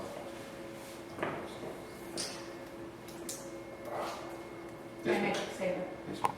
Okay, so I've been with you guys for 10 years, okay? You guys get the paperwork 3 days prior to your meeting, maybe 2 days before your meeting. So I'm asking the board to look at your paperwork before we get to this meeting, so that way when issues come up, i.e. just what he brought, the treasurer's report, or any of the other stuff, that way it can be discussed, and it's not discussed here to make somebody look like a fool. I do my diligence to make sure you guys have your paperwork prior to this meeting. If there's stuff that I have to make copies, I have the copies. I have made mistakes as far as the minutes. I own that. I also own the treasurer's report that was mistaked online. But if I'm sending you to you 3 days prior to this meeting, I would like the respect to say, hey, Chris, we need to sit down and talk about this, or why was this, why was that? I would like to, that respect, instead of bringing it out here to make me look like a fool. Did you ever find that? So what are you gonna do about that? Chris was supposed to report with the iPad or whatever. I don't The know. what? My iPad. The iPad has been discontinued because it can't be done. So it's been disconnected. So you guys need to either make a choice of whether or not we're gonna pay the full payment, or if you're gonna make him pay for it. It's totally up to y'all. But it has been discontinued just in case it's not at his house or nobody can use it. Anything else? Okay, we're adjourned.